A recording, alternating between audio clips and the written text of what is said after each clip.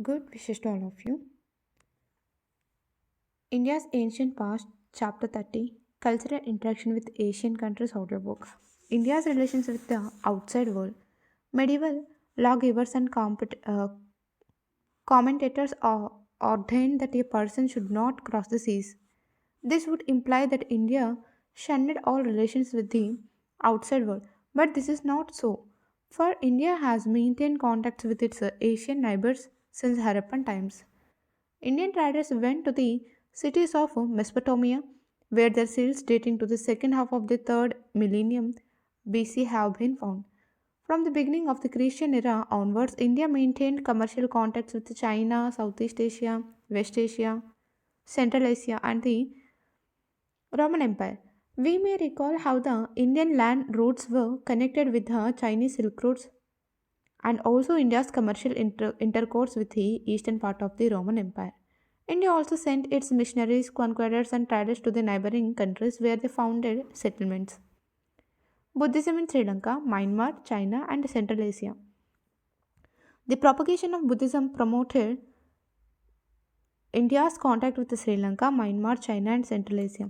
Buddhist missionaries were sent to Sri Lanka in the region of Ashoka in the 3rd century BC. Short inscriptions in Brahmi script relating to the 2nd and 1st centuries BC have been found in Sri Lanka. In the course of time, Buddhism came to acquire a permanent stronghold in Sri Lanka. In the early centuries of the Christian era, Buddhism spread from India to Burma, modern Myanmar. The Burmese developed the Theravada form of Buddhism and erected many temples and statues in honor of the Buddha. What is more significant, the Burmese and Sri Lankan Buddhists produced a rich corpus of Buddhist literature not to be found in India. All the Pali texts were compiled and commented upon in Sri Lanka.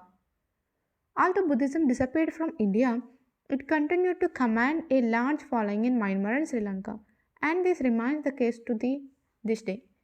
Beginning with the reign of Kanishka, a large number of Indian missionaries went to China, Central Asia, and Afghanistan to preach their religion. China emerged as a great center of Buddhism.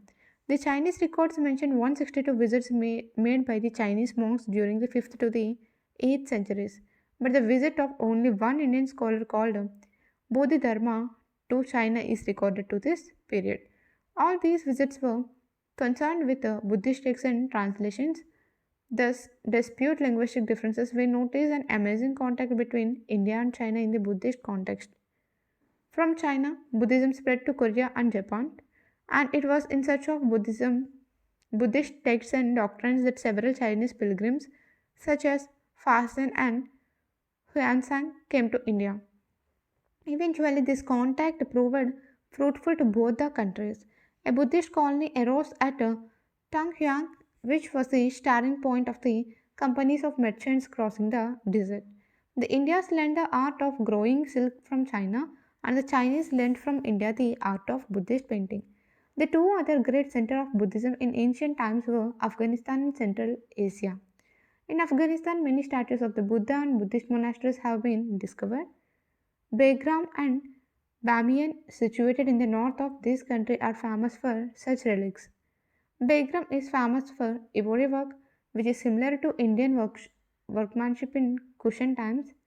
Bamiyan had the distinction of boasting of the tallest Buddha statue, sculptured out of rock in the early centuries of the Christian era. Unfortunately, this was recently destroyed by aggressive fundamentalist Afghan Muslims. Bamiyan has thousands of natural and artificial caves in which the monks lived. Buddhism continued to hold its ground in Afghanistan until the 7th century when it was supplanted by Islam. A similar process took place in Central Asia. Excavations have revealed Buddhist monasteries, stupas, and inscriptions and manuscripts written in Indian languages at several places in Central Asia. As a result of the extension of Kushan rule, Prakrit written in Kharosthi script spread to Central Asia, where we find many Prakrit inscriptions and manuscripts relating to the 4th century anatomy. Written languages was used for official and day-to-day correspondence as well as for the preservation and propagation of Buddhism. In Central Asia, Buddhism continued to be a dominant religious force. Christianity and West Asian relations, though trade with the Roman and Byzantine Empire's decline, relations continued. Buddhism connected India with Central and East Asia, but Christianity linked in with West Asia. In the 6th century, the Alexandrian scholar Cosmas speaks of the thriving Christianity community in both India and Sri Lanka. A bishop appointed from Persia served the Christians in Kalyan near modern Mumbai. Thus, the Christians lived in Western India along with the Jain, Buddhist, and Hindu communities. Indian culture in Southeast Asia. Indian culture also spread to Southeast Asia but not through the medium of Buddhism. Except in the case of Burma, it was mostly diffused through the Brahmanical cults. The name Suvarna Bhumi was given to Pegu and Molmin in Burma, and merchants from Broj, Benares, and Bhagalpur traded with Burma. Considerable Buddhist remains of Gupta times have been found in Burma. From the 1st century Anno Domini onwards, India established close trading relations with Java in Indonesia, which was called Suvarnadhipa or the island of gold by the ancient Indians. The earliest Indian settlements in Java was established in Anno Domini 56. In the 2nd century of the Christian era, several small Indian principalities were set up. When the Chinese pilgrims of Fahesan visited Java in the 5th century, he found the Brahmanical religion prevalent there. In the early centuries of the Christian era, the Pallavas founded their colonies in Sumatra. Eventually, these flowered into the kingdom of Sri Vijaya, which continued to be an important power and a center of Indian culture from the 5th to the 10th century. The Indian settlements in Java and Sumatra became channels for the radiation of Indian culture. The process of founding settlements continued subsequently. In Indochina, which is at present divided into Vietnam, Cambodia, and Laos, the Indians set up two powerful kingdoms in Cambodia and Champa. The powerful kingdom of Cambodia, coterminous with modern Cambodia, was founded in the 6th century. Its rulers were devotees of Shiva and developed Cambodia into a center of Sanskrit learning, and numerous inscriptions were composed.